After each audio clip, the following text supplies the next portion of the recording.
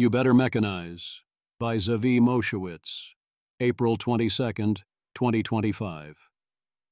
Or you had better not. The question is which one?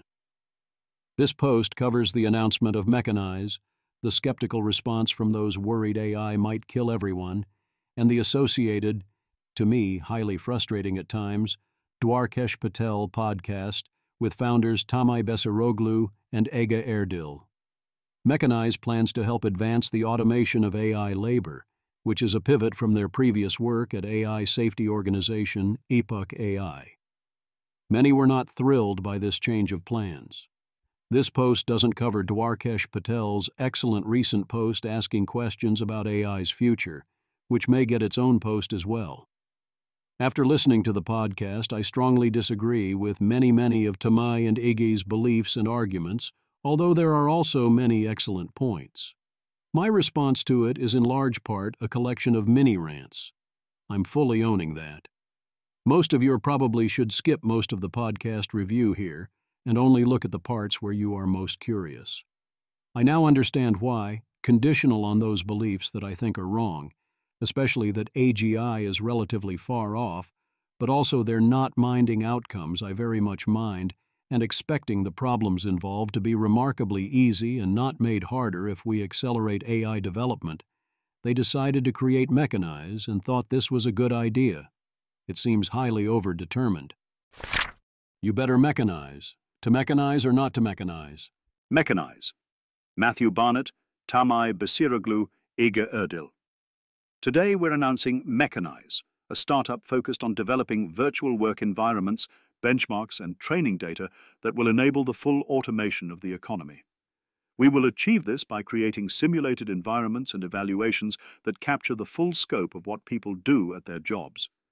This includes using a computer, completing long-horizon tasks that lack clear criteria for success, coordinating with others, and reprioritizing in the face of obstacles and interruptions.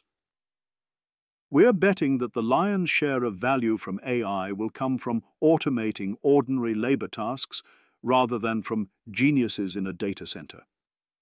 Currently, AI models have serious shortcomings that render most of this enormous value out of reach. They are unreliable, lack robust long-context capabilities, struggle with agency and multimodality, and can't execute long-term plans without going off the rails. To overcome these limitations, Mechanize will produce the data and evals necessary for comprehensively automating work. Our digital environments will act as practical simulations of real-world work scenarios, enabling agents to learn useful abilities through RL. The market potential here is absurdly large. Workers in the US are paid around $18 trillion per year in aggregate. For the entire world, the number is over 3 times greater, around $60 trillion per year. The explosive economic growth likely to result from completely automating labor could generate vast abundance, much higher standards of living, and new goods and services that we can't even imagine today. Our vision is to realize this potential as soon as possible. Mechanize is backed by investments from Nat Friedman and Daniel Gross, Patrick Collison, Dwarkesh Patel, Jeff Dean, Sholto Douglas, and Marcus Abramovich. Tamay Besiroglu. We're hiring very strong full-stack engineers to build realistic, high-fidelity virtual environments for AI. This move from Epic AI into what is clearly a capabilities company did not sit well with many who are worried about AI, especially superintelligent AI. Jan Kulveit, full automation of the economy as soon as possible, without having any sensible solution to gradual disempowerment, seems equally wise, prudent, and pro-human as superintelligence as soon as possible, without sensible plans for alignment. Anthony Aguirre, huge respect for the founder's work at Epoch, but sad to see this. The automation of most human labor is indeed a giant prize for companies, which is why many of the biggest companies on Earth are already pursuing it. I think it will be a huge loss for most humans, as well as contribute directly to intelligence runaway and disaster. The two are inextricably linked. Hard for me to see this as something other than just another entrant in the race to AGI by a slightly different name and a more explicit human worker replacement goal. Adam Scholl. This seems to me like one of the most harmful possible aims to pursue. Presumably, it doesn't seem like that to you. Are you unworried about X risk or expect even differentially faster capabilities progress on the current margin to help, or think that's the wrong frame, or Richard, no. The AI safety community is very good at identifying levers of power over AI, e.g. evils for the most concerning capabilities. Unfortunately, this consistently leads people to grab those levers as soon as possible. Usually it's not literally the same people, but here it is. To be clear, I don't think it's a viable strategy to stay fully hands-off the coming AI revolution, any more than it would have been for the Industrial Revolution. But it's particularly jarring to see the evils people leverage their work on public goods to go accelerationist. This is why I'm a virtue ethicist now. No rules are flexible enough to guide us through this. And do the most valuable thing is very near in strategy space to do the most disvaluable thing. So focus on key levers only in proportion to how well-grounded your motivations are. Update. Talked with Tamai, who disputes the characterization of the Mechanize founders being part of the AI safety community. Tao agrees, as below. IMO, they benefited enough from engaging with the community that my initial tweet remains accurate, though less of a central example. Taolin, I've talked to these three people over the last few years, and although they discussed AI safety issues in good faith, they never came off as anti-acceleration or significantly pro-safety. I don't feel betrayed. We were allies in one context, but no longer.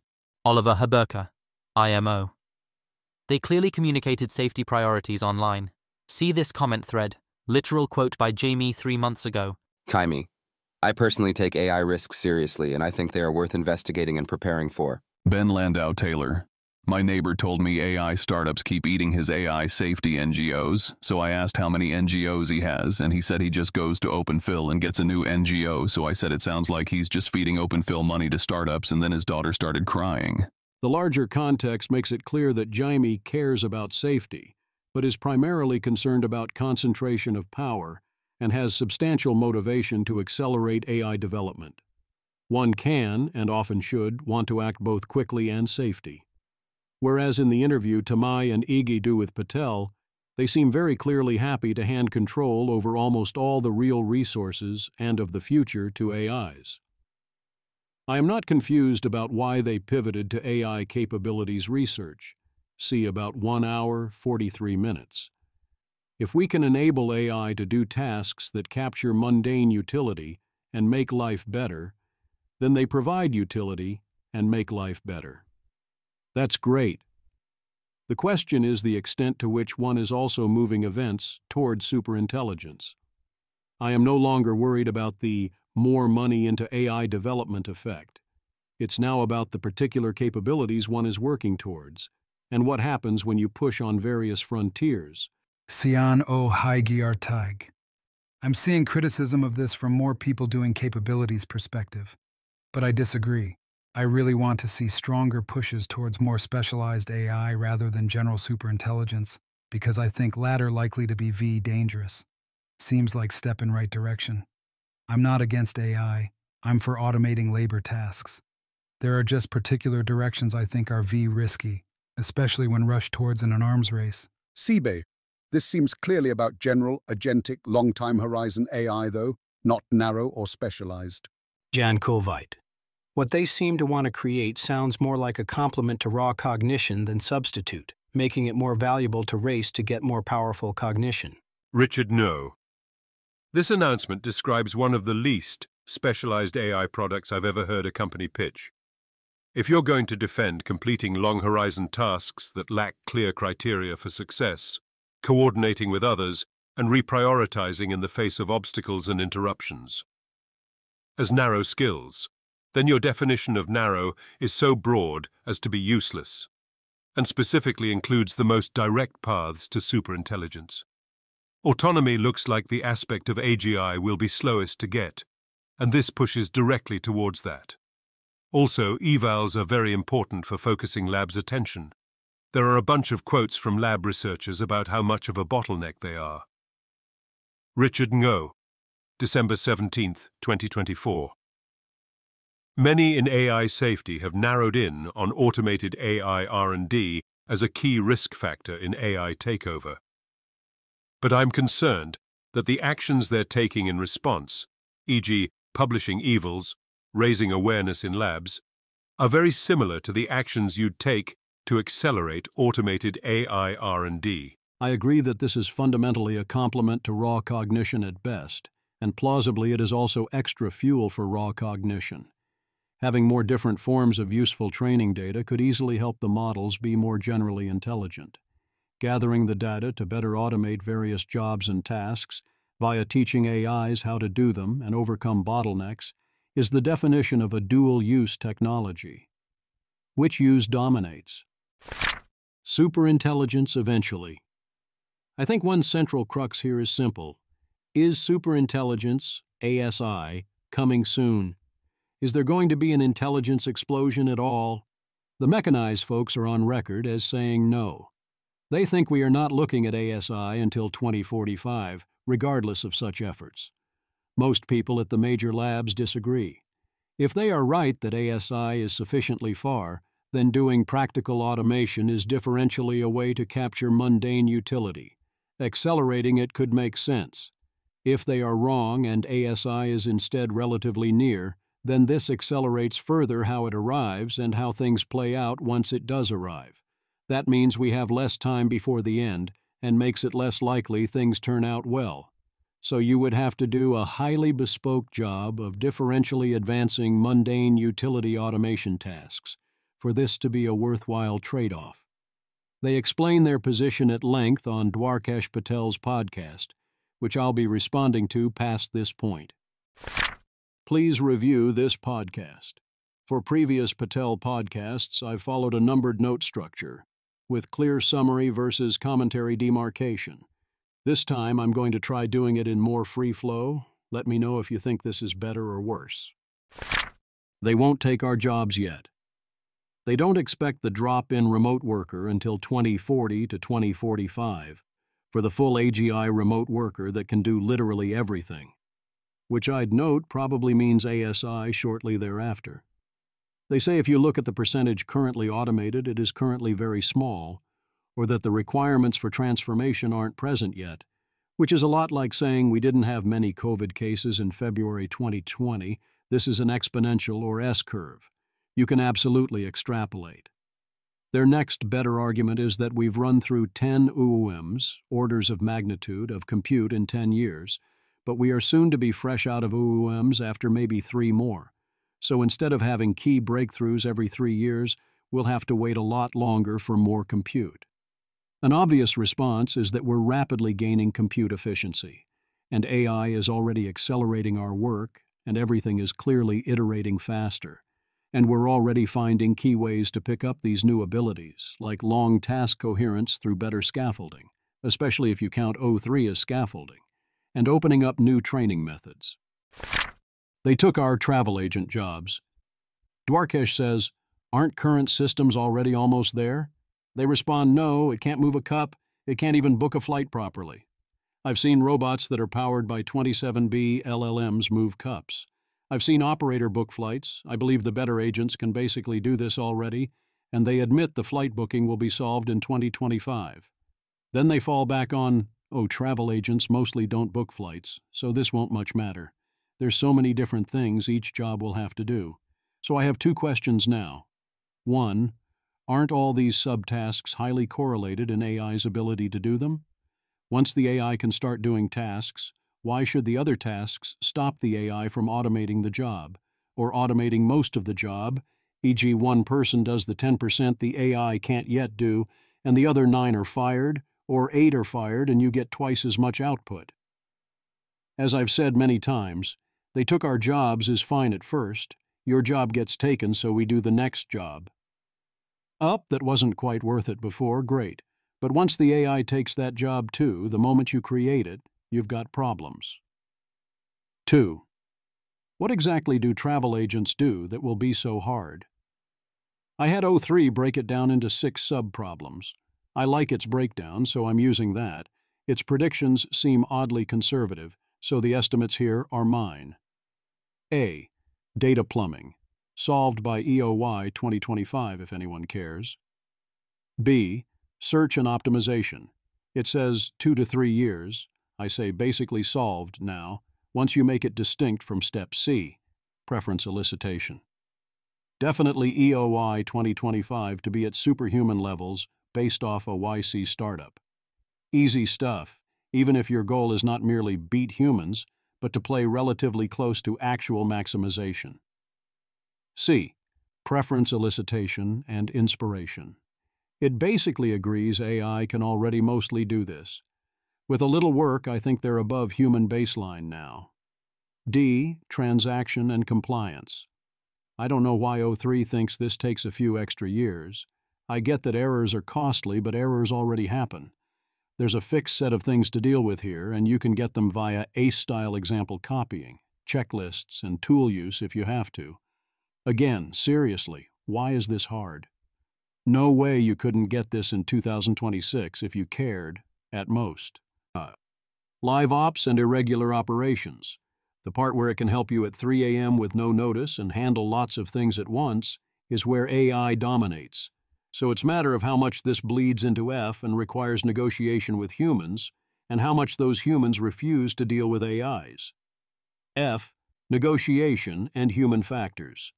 This comes down to whether the concierge is going to refuse to deal with AIs or treat them worse. The one thing AIs can't do as well as humans is be human. To use O3's words, ordinary travel AI is going to smoke humans very soon, but concierge-level social kung fu dominance is harder. To the extent it can hide being an AI via texts and emails and telling the user what to do and say, I bet it's not that hard, at least outside the very top. The human baseline is not that high, and the AI is so much vastly cheaper. Another way of putting it is, existing AI already has automated existing travel agents to a large extent already right now. On The Americans, the couple plays travel agents. I remember using travel agents. Now it feels strange to use one even before considering AI. And with AI, it actually seems crazy not to simply use the actual O3 as my travel agent here unless I'm dangerously close to TMM, too much money. The annoyance of dealing with a human and the misalignment of their preferences seems like more trouble than it is worth unless I mostly don't care what I spend. Even in O3's very long timeline where it doesn't think AI will hit human baselines for the last 2 steps anytime soon, it projects. O3. Bottom line, historic shrinkage was roughly 60 to 40 tech versus everything else. Looking forward, the next wave is even more tech-weighted, with AI alone plausibly erasing 2/3 of the remaining headcount by the mid-2030s. In a non-transformed world, a few travel agents survive by catering to the very high-end clients or those afraid of using AI. And most of their job involves talking to clients and then mostly giving requests to LLMs, while occasionally using human persuasion on the concierge or other similar targets. The case against intelligence. Then we get an argument that what we have today looks easy now, but would have looked insurmountably hard in 2015. This argument obviously cuts against the idea that progress will be difficult, and importantly and rightfully so. Problems look easy, then you improve your tools and suddenly everything falls into place and they look easy. The argument is being offered in the other direction because part of that process was scaling up compute so much, which we likely can't quickly do again that many times, but we have a lot of other ways we can scale things, and the algorithmic improvements are dramatic. Indeed, the next sentence is that we likely will unlock agency in 3 to 5 years, and the solution will then look fairly simple. My response would start by saying that we've mostly already unlocked agency already. It's not fully ready, but if you can't see us climbing the S-curves and exponentials faster than this, you are not paying attention. But even if it does take 3 to 5 years, okay, then we have agency and it's simple. If you combine what we have now with a truly competent agent, what happens next? Meanwhile, this week we have another company, ACE, announcing it will offer us fully agentic computer use and opening up its alpha. They admit complex reasoning will be easy and retreat to talking about narrow versus general tasks. They claim that we are very far from taking a general game off Steam released this year and then playing it. Dwarkesh mentions Claude plays Pokemon. It's fair to note that the training data is rather contaminated here. I would say, you know what? I don't think we are that far from playing a random unseen turn-based Steam game, although real-time might take a bit longer. They expect AI to likely soon earn $100 billion a year, but dismiss this as not important, although at $500 billion they'd eyeball emoji. They say, so what? We pay trillions of dollars for oil. I would say that oil was rather transformative in its own way, if not on the level of AI. Imagine the timeline if there hadn't been any oil in the ground. But hey, they say AI isn't even that good at coding. It's only impressive in the human distribution. And what percentage of the skills to automate AI R&D do they have? They say AI R&D doesn't matter that much. It's been mostly scaling, and also AI R&D requires all these other skills AIs don't currently have. It can't figure out what directions to look in. It can only solve new mathematical problems, not figure out which new math problems to work on. It's much worse at that. The AIs only look impressive because we have so much less knowledge than the AI. So the bar seems to at least kind of be that AI has to have all the skills to do it the way humans currently do it, and they have to have those skills now. Implicitly, it's not that big a deal if you can automate 50% or 90% or 98% of tasks while the humans do the rest. And even if you had 100%, it wouldn't be worth much. They go for the no innovation and no interesting recombination attacks. The reason for Moravec's paradox, which as they mention is that for AI easy things look hard and hard things look easy, is that we don't notice when easy things look easy or hard things look hard. Mostly, actually, if you understand the context, easy things are still easy and hard things are still hard. They point out that the paradox tends to follow when human capabilities evolved. If something is recent, the AI will probably smoke us. If it's ancient, then it won't. But humans have the same amount of compute either way, so it's not about compute. It's about us having superior algorithmic efficiency in those domains, and comparing our abilities in these domains to ours in other domains shows how valuable that is. They go for the Goodhart's law attack that AI competition and benchmark scores aren't as predictive for general competence as they are for humans, or at least get ahead of the general case. Okay, sure. Wait a bit. They say if you could get the competencies of animals into AI, you might have AGI already. Welp. That's not how I see it, but if that's all it takes, why be so skeptical? All we have to do is give them motor skills. Have you seen the robots recently? And sensory skills. Have you seen computer vision? This won't take that long. And then they want to form a company whose job is, as I understand it, largely to gather the kind of data to enable you to do that. Then they do, the animals are not that different from humans except culture and imitation attack. I find this absurd, and I find the human would only do slightly better at pivoting its goals entirely in a strange environment, claim absurd. It's like you have never actually met animals and want to pretend intelligence isn't a thing. But even if true, then this is because culture solves bottlenecks that AIs never have to face in the first place. That humans have very limited data, compute, parameters, memory, and most importantly, time. Every 80 years or so, all the humans die. All you can preserve is what you can pass down via culture and now text, and you have to do it with highly limited bandwidth. Humans spend something like a third of their existence either learning or teaching as part of this, whereas AIs simply don't have to worry about all that. In this sense, they have infinite culture. Dwarkesh points this out too, as part of the great unhobbling. If you think that the transition from non-human primates to humans involved only small, raw intelligence jumps, but did involve these unhobblings plus an additional raw compute and intelligence jump, then you should expect to see another huge effective jump from these additional unhobblings. They say that animals can pursue long-term goals. I mean, if they can, then LLMs can. At 44 minutes and 40 seconds, the explicit claim is made that a lack of good reasoning is not a bottleneck on the economy. It's not the only bottleneck, but to say it isn't a huge bottleneck seems patently absurd. especially after what has happened in the past month, where a lack of good reasoning has caused an economic crisis that is expected to drag several percentage points off GDP, and that's one specific reasoning failure on its own. Why all this intelligence denialism? Why can't we admit that where there is more good reasoning, things go better, we make more and better and more valuable things more efficiently, and life improves? Why is this so hard? And if it isn't true, why do we invest such a large percentage of our lives and wealth into creating good reasoning in the form of our educational system? I go over this so often. It's a zombie idea that reasoning and intelligence don't matter, that they're not a bottleneck, that having more of them would not help an immense amount. No one actually believes this.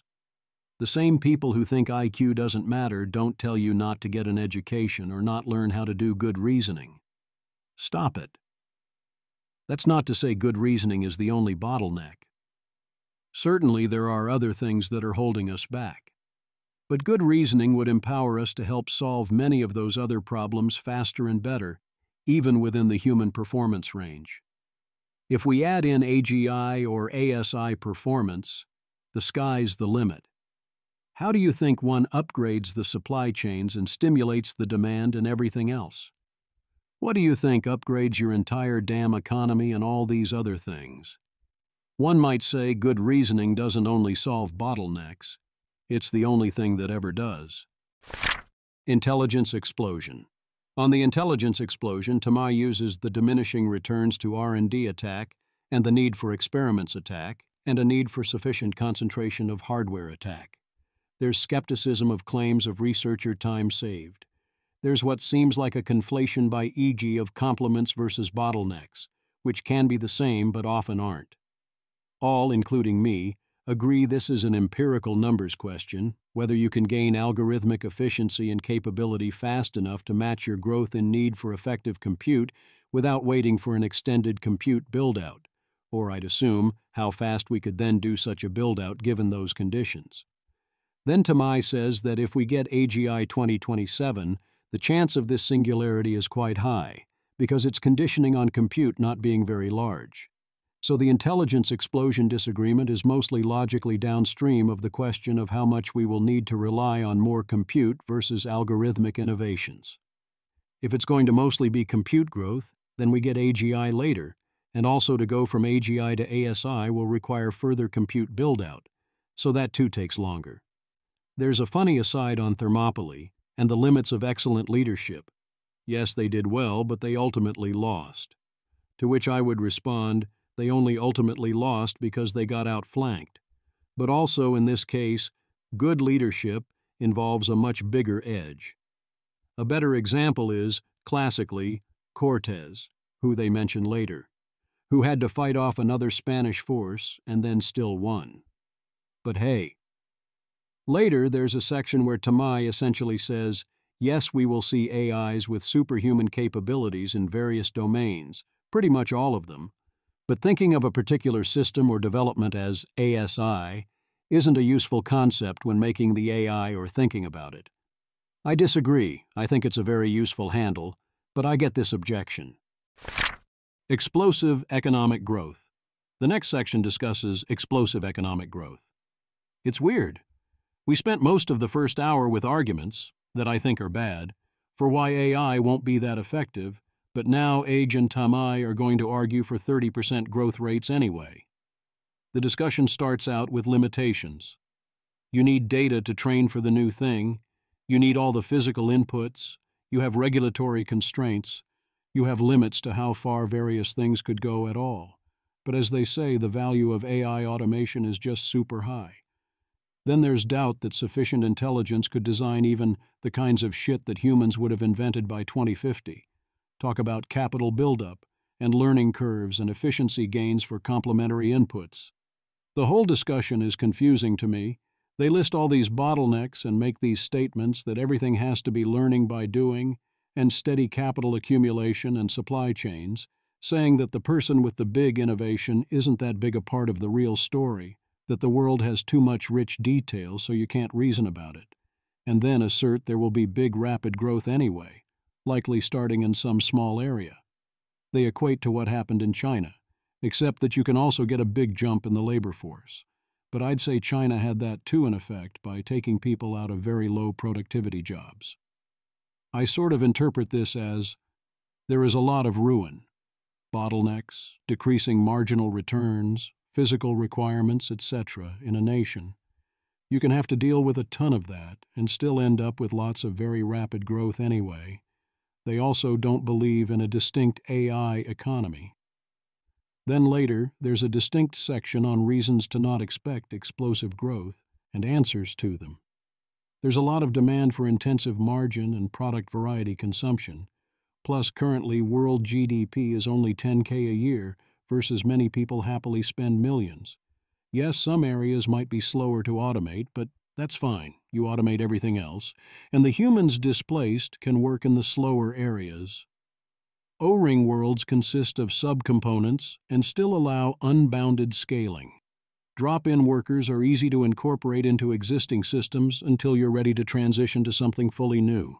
They consider the biggest objection regulation, or coordination to not pursue particular technology. In this case, that seems hard. Not impossible, but hard. A great point is when Ajay highlights the distinction between rates and levels of economic activity. Often economists, in response to claims about growth rates, 30% instead of 3%, here, will make objections about future higher levels of activity. But these are distinct questions. If you're objecting to the level you're saying we could never get there, no matter how slowly, they also discuss the possibility of fully AI firms, which is a smaller lift than a full AI economy. On a firm level, this development seems inevitable. Wowie on alignment in the future. There's some AI takeover talk. They admit that AI will be much more powerful than humans, but then they equate an AI taking over to the U.S., invading Sentinel Island or Guatemala.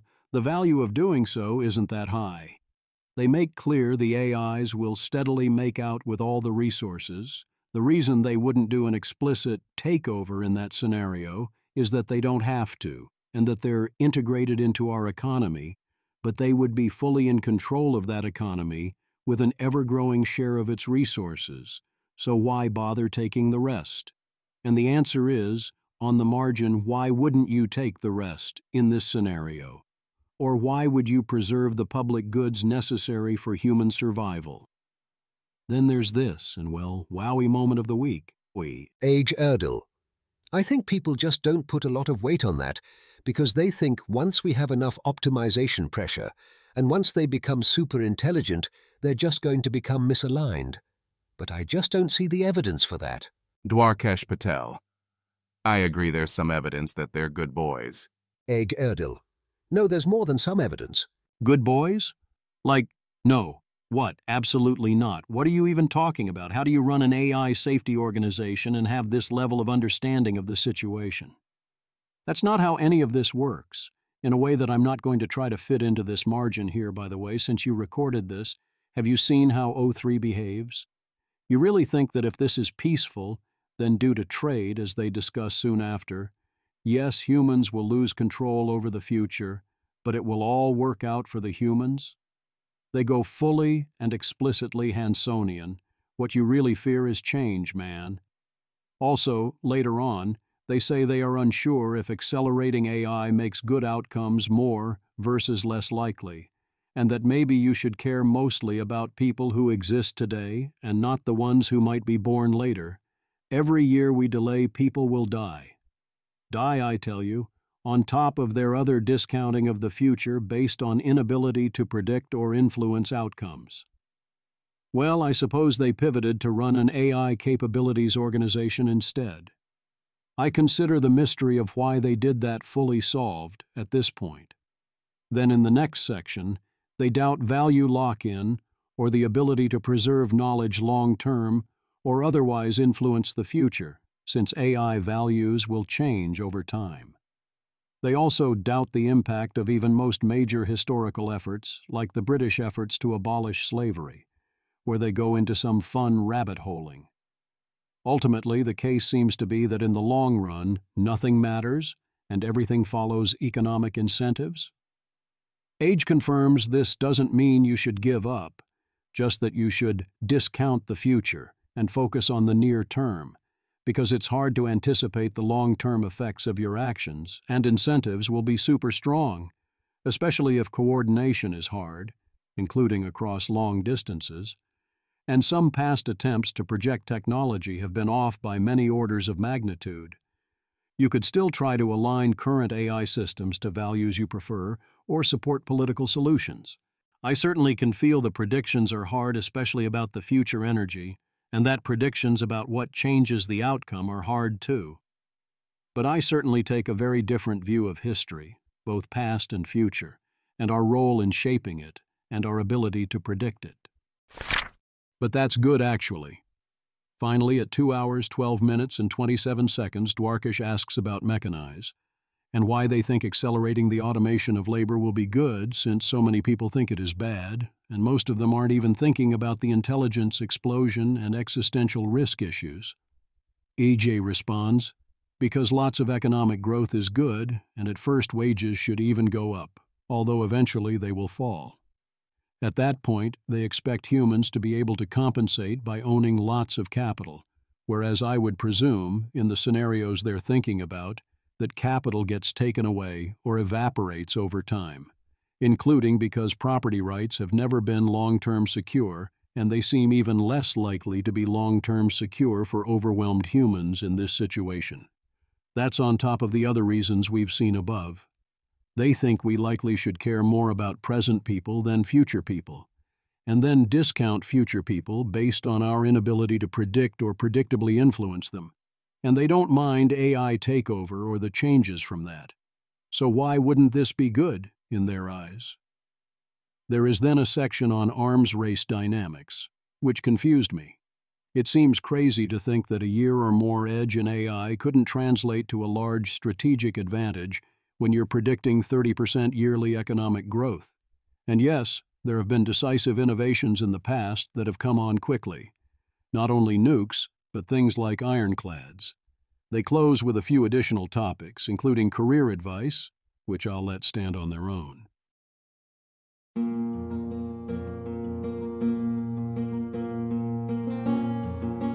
This has been an episode of the Don't Worry About the Vase podcast. If you enjoyed this podcast, please visit thezv.substack.com to support the author. If you enjoy having AI-narrated episodes, please note this is a listener-supported podcast. To receive new posts and support the cost of creation, consider becoming a subscriber at dwatvpodcast.substack.com. Thanks for listening.